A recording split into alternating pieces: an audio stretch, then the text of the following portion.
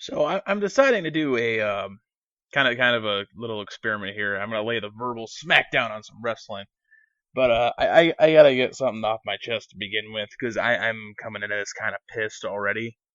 Um, yeah, Hulu and WWE are both at fault for this one. I'll take some blame for this myself, but seriously, I gotta get stuff off my chest. I had to watch the show twice. This episode of Raw twice, and I'm angry about it. Not because I had to watch it twice because it was really bad or awful or anything. I'm pissed because Hulu and WWE failed to advertise whatsoever that on Hulu Plus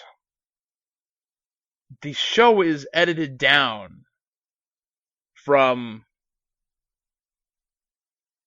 its full length to be 90 minutes. Now, I mean, like, this is where I take some blame myself. At the beginning of it shows freaking Ms. Dow, and he's just like, "You're watching a special episode, a special showing of Raw that's 90 minutes long," and I'm like, "That 90 minutes? Raw is 3 hours, right? 90 minutes seems really short. They really have that many commercials now? Yeah, whatever. If they're really doing a half hour of television per hour, I'm getting a bargain here watching on Hulu, but no, no, it's 90 minutes because they cut stuff out. And I don't know, maybe I should have looked that up first. I just figured it. I know we're seeing something special. It's either we cut out the crap, or which they didn't, um, or we're showing you something special and extra. Yeah, it's neither of those the case. It's just it's dumb. It's probably for it's probably so that you'll buy the network, but I'm pretty sure the Raw is Hulu Plus exclusive, and if you're already paying for something that's behind a paywall, fuck you guys. Seriously, fuck you. I shouldn't have to pay again to watch a full episode because I can't watch it online. I can't just lie. And that just pisses me off, and I'm not getting the network because of that. I'll go online and watch it. Fuck you. Anyways, I want to get that off my chest before I started this because I have not watched wrestling in a long time. I tried once a few months back to watch TNA, and I just had to shut that shit off because I already they were having some sort of fucking storyline where like Bubba Ray or Bully Ray, whatever you call him, he was doing a home invasion of Dixie Carter, and he was advertising it. But I was just sitting here going, why do you need a what? He's calling. He's telling you he's in the house, and he is clearly made it the fact that he is invading your house. Like, why don't you just call the cops?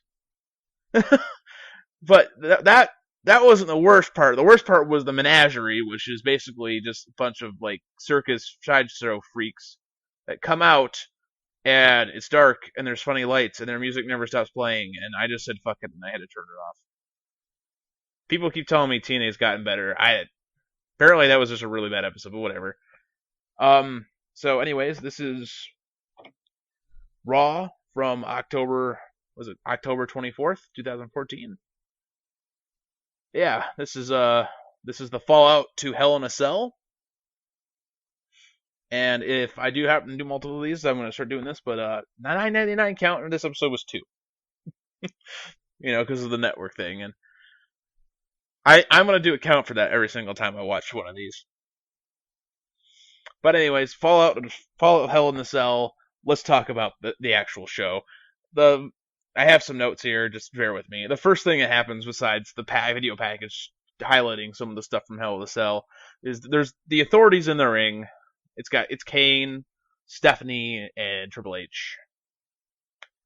And the first thing I noted is at this point, how is it that Triple H looks more like Uncle Fester than Kane does? Mike McMahon, I hate to see him in 10 years. He looks like he's not aging well. And man, but Seth makes a bad joke about like how Hell in a Cell was one hell of a show, and yeah, um, they laugh like it's a really edgy word to say hell. That's so stupid. Uh, they start by just basically, building Seth Rollins. Like, they have him come out and be like, this guy, Seth Rollins, he is the standard bearer of the WWE in the future. And then Rollins proceeds to basically just state, all right, you guys, that was it. Me and Dean Ambrose, because he's been feuding with Dean Ambrose for the past, 3 months? All leading up to one match with a screwjob finish. But he's like, nah, we're done.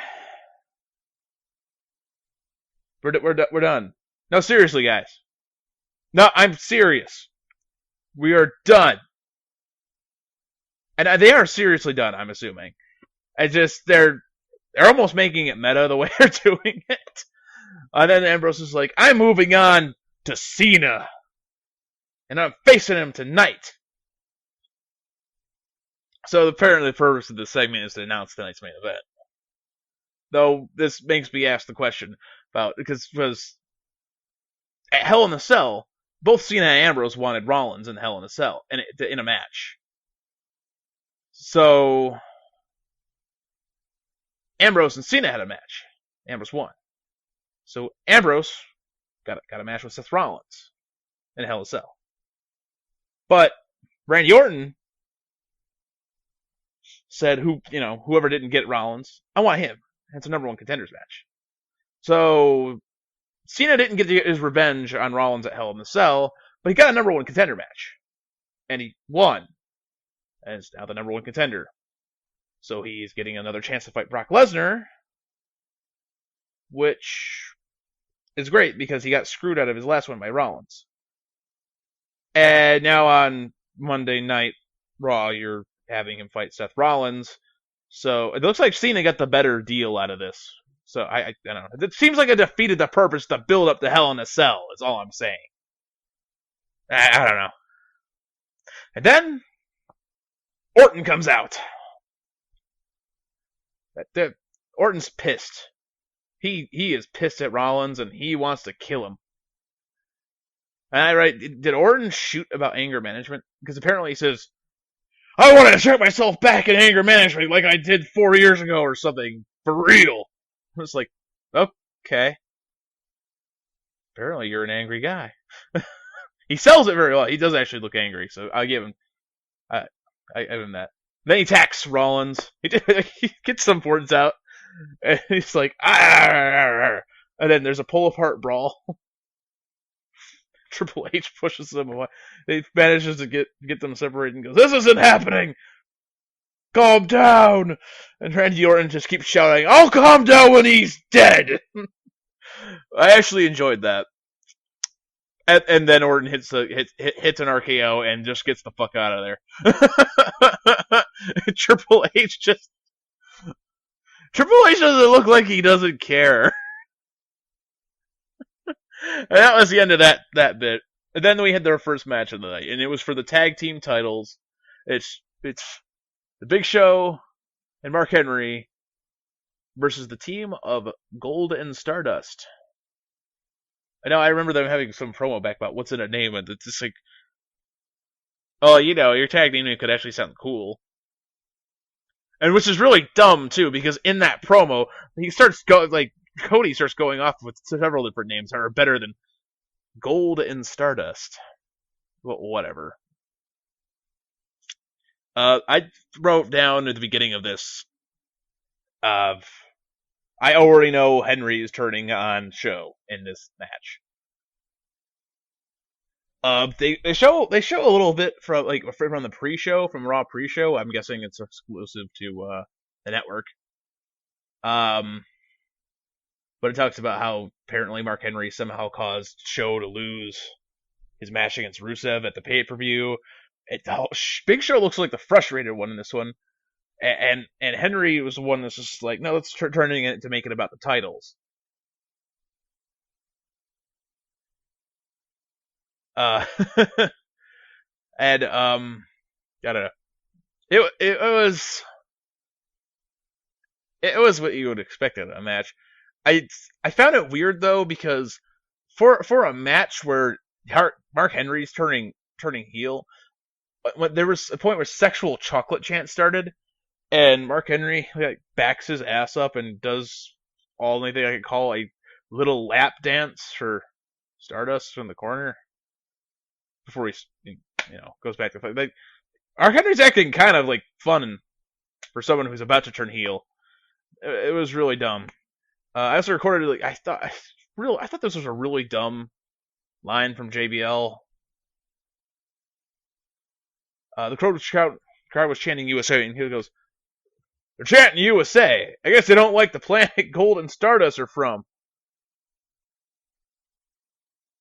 Yeah, Jerry Lawler immediately points out how dumb that is and says, "Now I think it has more to do with their feud with Rusev." Basically, when we see Henry starting to turn heel, it's apparently because he's really angry. He gets really angry because the Big Show tagged himself in, and I guess it hurt. Even though minutes before that, Mark Henry punched Stardust and hurt his own hand. I mean, I don't know. I thought it'd be considerate not to tag the hand I just may have injured. But yeah, it seems like a really, really dumb thing to get angry about just in the middle of a match. I had a weird thought too in the middle of this match too. I was looking at Stardust and Goldust on there. Those little like, I don't know what those suits are made out of. They look almost like leather bodysuits. I gotta imagine those have to at the end of the match. This have to smell like ball sweat. Eventually, Show tags himself in again, and apparently this pisses off Mark Henry again. And though I watched that tag, I actually saw that one, and that was a light tag. He did not hit Henry like he did the first time. So Henry apparently just doesn't like being out of the match. Whatever.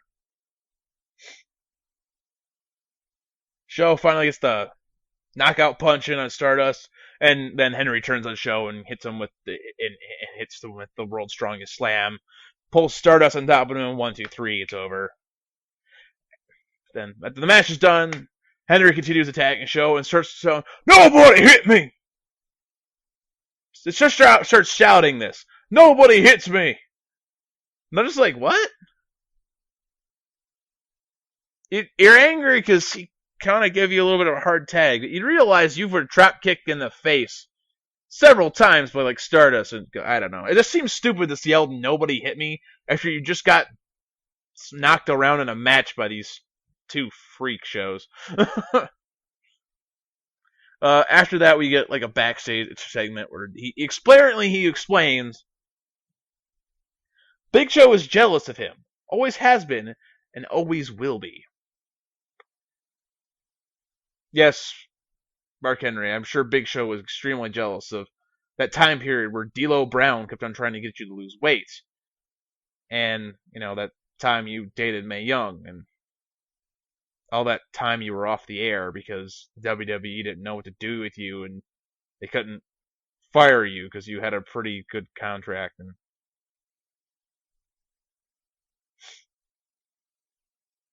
I mean, Mark Henry was the one that made his debut, and then a few months later won the world title. Wait, no, that was Big Show. Why is Big Show jealous? I don't know. Maybe they'll explain this better later. I don't know. So it was a really weak turn. That was the only way Stardust and Goldust were going to retain their fucking titles, though. I don't know. That's one of the reasons why I knew this was happening. Following that, we get this update on Roman Reigns' injury. He claims he's going to kill Seth Rollins, or he's going to come back and get Seth Rollins. I don't know. It almost looks like they're trying to set him up for a return at Survivor Series, but if I remember correctly, he has a hernia. Yeah, he should not be coming back that early. Okay, match number 2. This was not on Hulu. Just, bear in mind, while I was watching Hulu on Hulu Plus, I had gotten halfway through the show. The only match I had seen was Mark Henry and Stardust, and that was the halfway point on Hulu was what the Hulk Hogan segment. But this is the second match, thankfully, and it's AJ Lee versus Alicia Fox. With Paige on commentary. The actual match itself was actually pretty decent considering who was involved with this match. Remember Alicia Fox? I swear to God, every single time she was ringed, she was a fucking hazard. I was actually finding these moves are clean. Looked like everything went right. But I had to wonder though, is what they're trying to do with Paige and AJ calling themselves frenemies? Are they trying to do like a high school girl storyline? Like in high school, girls are like friends, but they're always backstabbing bitches. I don't know. and then Paige says something about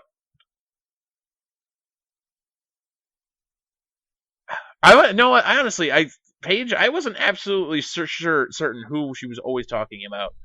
I think it was AJ Lee, but this could have applied to either of them. She was saying AJ. I think it was AJ Lee.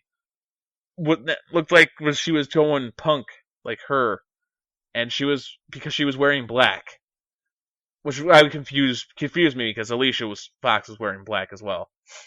Maybe I had to say this because I was like, apparently Paige does not know what the punk rock styles are. Just because you wear black doesn't make you punk rock at all. You think since her gimmick's supposed to be she's like got I don't know, and it's like as the announcers keep pointing out, apparently the story here is all three of them are crazy.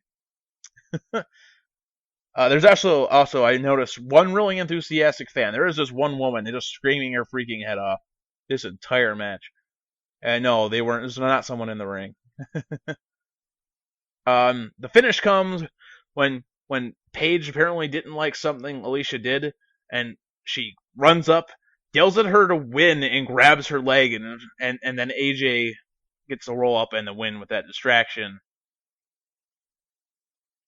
And then Paige proceeds to attack Alicia Fox, calling her the worst best friend. And King has to stop this. I got nothing else to say about that. I could care less. Following this, we have John Cena come out, and he panders to the crowd, and this is Brock Lesnar by saying, Brock isn't here. We don't know when Brock's going to be here. Obviously. I'm awesome, because I'm always here. That's great. Cena, I remember a time when you were out with an injury, where you were out with being out because you were stabbed and you were actually filming a movie, but whatever. And then this proceeds to have Stephanie McMahon come out. And Stephanie's doing the same thing they've been doing with Cena for like over a year now, where she's like, come on, Cena, sell out. You know you wanna. And Cena, of course, says no. And then Triple H comes out. And he's like, yeah, I expect you to just say no. But I can see it, Cena. I'm like, see what? It's like, the years. They're coming back. You are, getting up there. It's getting harder, isn't it? Trust me, I know. I've been here a long time. It's getting harder for me, too. Cena's just like, sitting there, thinking. Triple H and stuff, and they're like, we can, you join the Authority. We can help you out. We can help alleviate, make it a little easier on you. Cena's like, yeah, I don't need help. So he says no. And apparently, this all sets up the Survivor Series match, because apparently Triple H and Stephanie are pissed at Cena, and they're like, you know, you're making a bad decision here, fighting against us. We're the Authority. We're your boss. So I guess now that means it's going to be, for our traditional Survivor Series match, it's going to be Team Authority versus Team Cena. Whoever you can get. Now, I don't know if Cena's going to be on that team, and we're going to have yet another pay-per-view without a title match. That'd be kind of dumb. Because, and if he's not making TV appearances, at the very least, your champion should be defending his title. Seriously. But anyways. Yeah, at the pay-per-view. They're like, yeah, I don't think anyone's going to join you, Cena. But you go see if you can find someone. Yeah, so yeah. They're starting the John Cena versus the Authority. And that was all that was about. Match 3. Again, not on Hulu. And again, it's, you know, it was just dumb, too, because if this was a decent match, and yet again, it's not the worst match of the night, is my point. I mean, the worst match of the night was on Hulu, so fuck you. Still, seriously, fuck you. It's the Usos versus Miz and Mizdow. It's a by-the-books match. It was pretty good. I mean, I enjoyed the actual wrestling in this. So, don't, as much as I might bash this show for some of the stupidity of it, don't let them say that. Don't say that some of the wrestling isn't pretty good. Though it's weird, Mizdow was the most over person in this match. They apparently it seems like the focus of this seems to be putting over the whole Mizdow mimicking the Miz through the entire match. The finish of this match comes when the Usos do the switch. I mean, it was a good match. I liked it. I liked this match. Didn't like the finish, but I liked this match. That's what. It's hard to talk about something when it's good. I mean, you could point out the good things about it, I guess, but there's not. I mean, it is an entertaining match. That's all I really need to say. I mean, there was no major spots. I mean, the only spot I could really talk about was because he's a stunt double, and he's mimicking everything the Miz does. When the Miz falls down outside the ring, he falls down right next to him, and he sells it almost just as well, like he fell over there. And the Usos then jump out and land on them. So, you know, eventually you'd think Miz would realize, you know, this guy doing this is not always the best idea. I tell him to hold it back a little bit. If we're like in a tag match, stop. Just stop. I bet he won't, though. After that, we see Cena talking to Ziggler. And then there's a commercial break. And then we come back. And then Kane approaches Ziggler. And Kane's like, so, you're talking to Cena? Ziggler's like, what about it?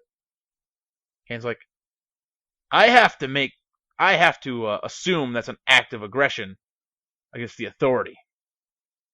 Which means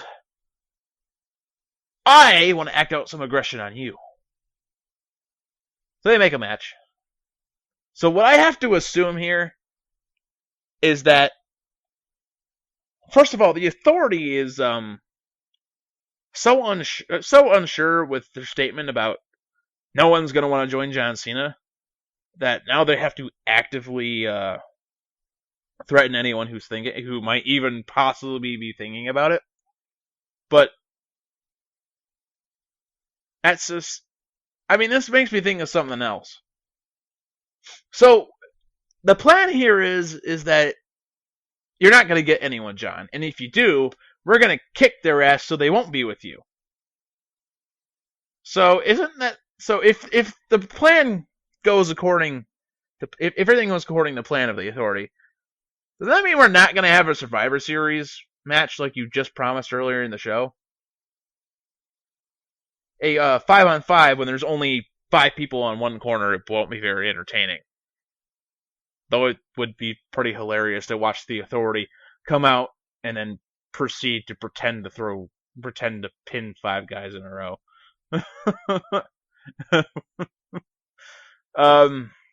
Next, I mean, it's Holman comes out for the promotion of the breast cancer awareness and everything. But the first thing he does when he comes out is he kisses Cena's ass and puts down Rollins and Lesnar. Or Orton and Lesnar, not Rollins. I apologize. Whatever. It's for a good cause. I can't complain about the segment. I mean, the breast cancer part was good for cause, and the other part was unnecessary. Whatever. We move on to match 4 of the night. Another match, not on Hulu. It's Bo Dallas with an open challenge. Anyone can come fight him. And I have seen this so many freaking times. I know exactly what's going to happen. One of the big guys from the backside can come out and squash him. Because it always goes one of 2 ways. Actually, no, it doesn't go one of 2 ways. I shouldn't say that. It always goes one way. It's always open invitation. Come out and fight me. And then the one guy, he probably one of the few guys where he's just like, I don't want to fight you, is going to come out. I know this ahead of time. And I look at that grin in his face too, and I swear his lip is slowly disappearing every time he smiles. Man, he's got a shit-eating grin. I do not like it. I want to punch him for it. And then I hear him. That's just so I in his note.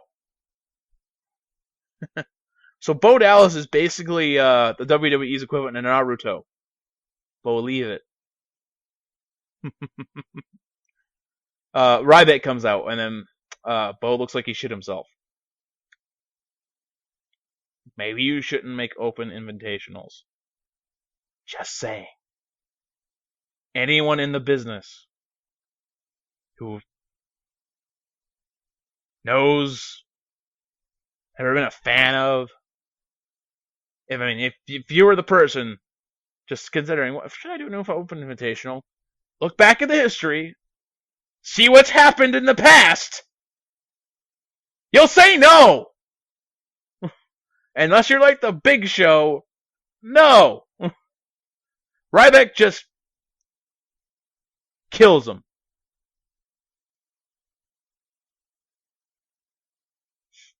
Though I also mean, I thought it'd be really funny if someone actually did win these open invitationals and more than one wrestler came out to fight him.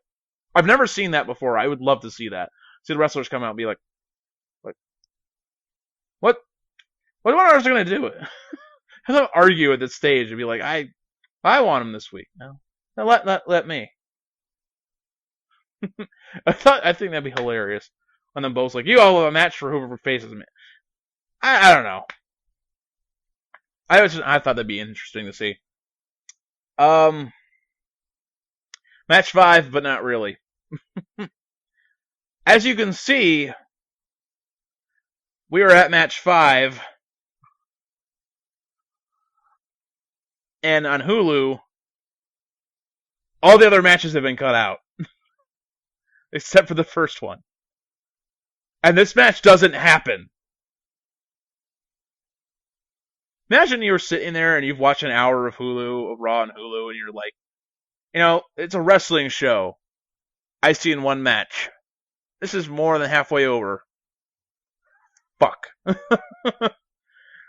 But it's supposed to be Cesaro versus Dean Ambrose. Ambrose, it goes like this. Ambrose comes out after Cesaro. Ambrose gets up on an announcer table and is like, I'm insane! And I want to kill Bray Wyatt. So he rushes in the ring and starts just attacking Cesaro with the microphone. And he chases Cesaro up the ramp and just keeps smacking him with the microphone. And I'm just like, this happens for well over a minute. And I'm like, what did Cesaro ever do to Dean Ambrose? Dean Ambrose is crazy. So Dean Ambrose gimmick is he's insane. And he can just attack someone randomly like that. And he's the face. What? I don't know. I don't know. It's my first time seeing Ambrose. I don't like him. I understand that he might be he's probably good. I just like if this is my first impression of him and he's attacking someone. The first time I'm watching Raw and he is just attacking someone mercilessly, who's not even the guy that he is feuding with, or even the guy he was trying to kill the night before. I would hate him. I'd assume he's a heel. And he calls for Bray Wyatt to show himself, which he promptly does on the Titantron with a little video that I can barely hear. Bray Wyatt, I don't know most of what he says, but I know he says something about we're the same person, you and I. I'm gonna beat you up.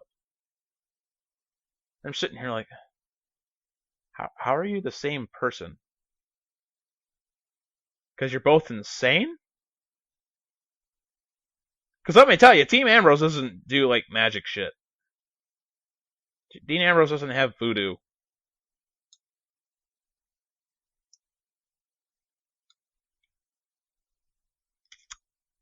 Next segment. Actual match number 5. This was on Hulu. This piece of shit was on Hulu. It's Nikki Bella versus Naomi. No one gave a shit about this match.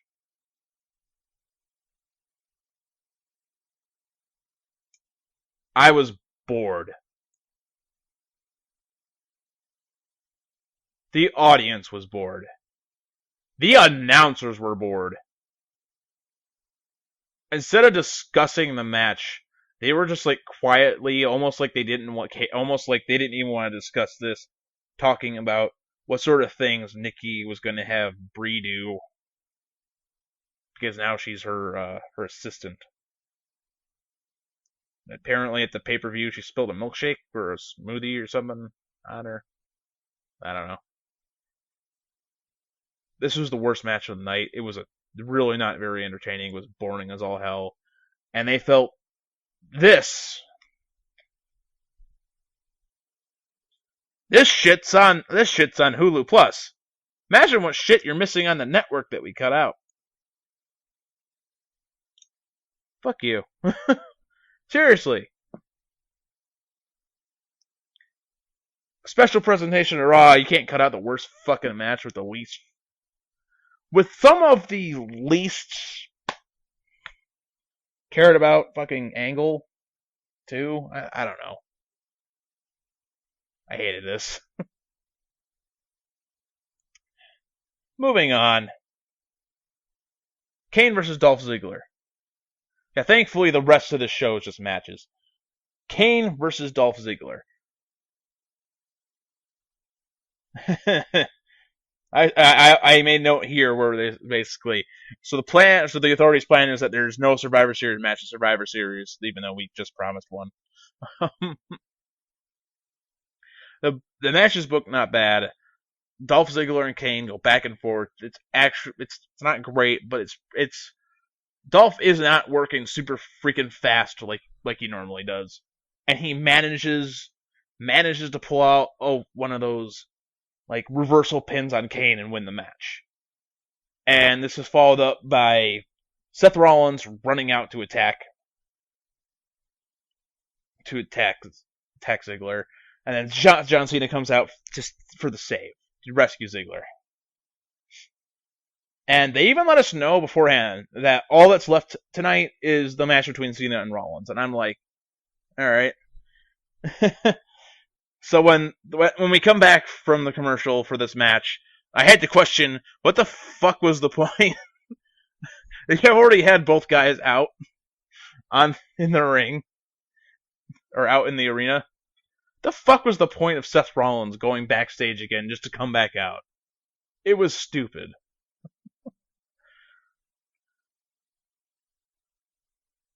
That's what I'm gonna make note here. Seth Rollins has the most generic metal music I have ever heard.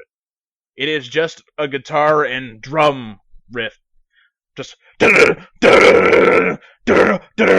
it sucks. It sucks so much. Even Roman Reigns has better generic metal music than this.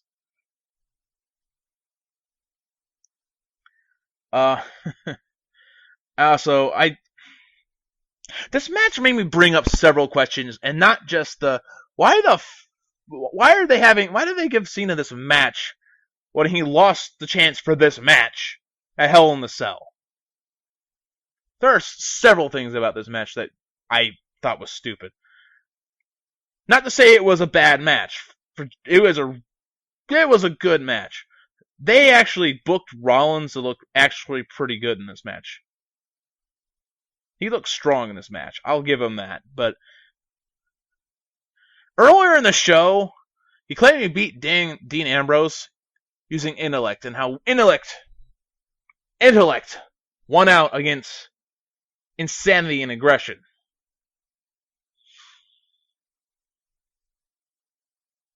This statement is fucking stupid. For several reasons. The first being that you don't have to be a genius to have someone interfere with your match to beat someone. Not very intellectual. Secondly, if you're really smart, why are you the next night giving the other guy who wanted to kill you a match? Thirdly, why are you in a match when you're supposed to be the standard bearer and the most protected member of the Authority?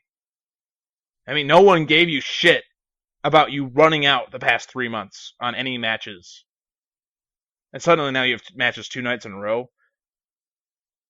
Where's the fucking intelligence about giving you a match after you, or if not only earlier in the night, ate an RKO,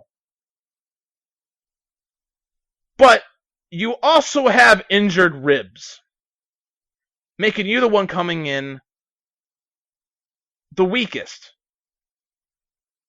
And you're performing move after move where you're pinned back, where you are doing more damage because of your injured ribs to yourself than you are Cena. And I'm not talking about just suplexes. He does a dive at Cena where he just slams ribs first into the fucking announcer table. But that is one of those instances where they actually book Seth Rollins to look pretty strong in this match. Because despite that, he gets up before Cena does. The other thing I have to question about this match, too, was I think the story they're trying to make is that Cena is getting more gassed as time goes. Because he's older now. And Rollins he's young. He's got a lot more stamina and a lot more energy. He can get up.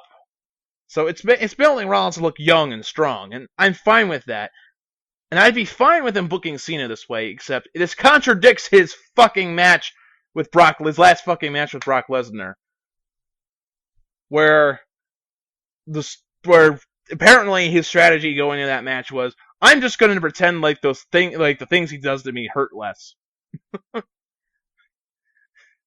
we just took him from one match where he's like, I'm stronger than before, and now I'm old and weak. I'd be fine with this if wasn't directly after that fucking match with Brock Lesnar. I'd be fine with it. I would be fine with it if they explained it off as John Cena got it. John Cena got it worse in the match with Randy Orton last night than Rollins did with Ambrose. But as I said, Rollins came into this match with taped up ribs. Cena looked fine. It's a good match though. There's some nice spots in it. They make Rollins look really strong. Rollins, more than one occasion, sneaks out of both the STF and the AA.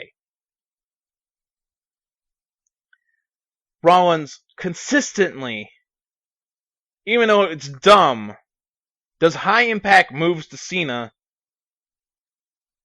because he's I don't know, maybe because he's a competitor is what they're trying to do. But it doesn't matter because he's still able to get up and keep going. I liked that. Though I do have to say though that at the beginning of the match, every single time Cena got in one bit of offense, he was back outside the ring holding his ribs going, "Ah, God! Fuck!" I mean, he's not actually saying that, but God.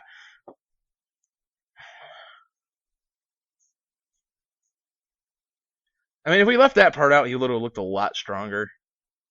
So, I don't know. I honestly thought he was just going to run away from this match. I really did. I give him credit for not just running away, but I don't know. It was a confusing story being told here. It was really not the best told story.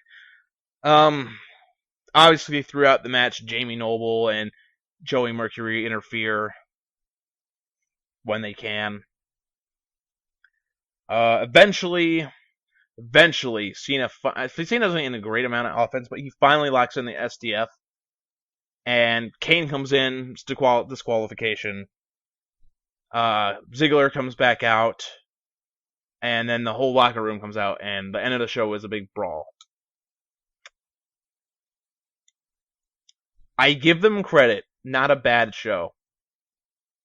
I think there's some stupid things about the show, but not a bad show. Like the the setup for the last match was kind of dumb. It defeated the purpose of the fucking build up to Hell in a Cell. But if I didn't know about all that, it'd be a decent show. There you go. Monday Night Raw. It was okay. Wasn't bad. I'm just pissed that that doesn't say anywhere that they've cut out shit for Hulu Plus. That's mostly what I'm pissed about. So don't take it out on me. Thank you for watching. If people like this, I'll continue doing it. I'll hit Smackdown next. And you know what? If people really like this, I'll even venture to try to watch some more TNA to try to give that another chance. Anyways, until I decide to lay the verbal smackdown again, night.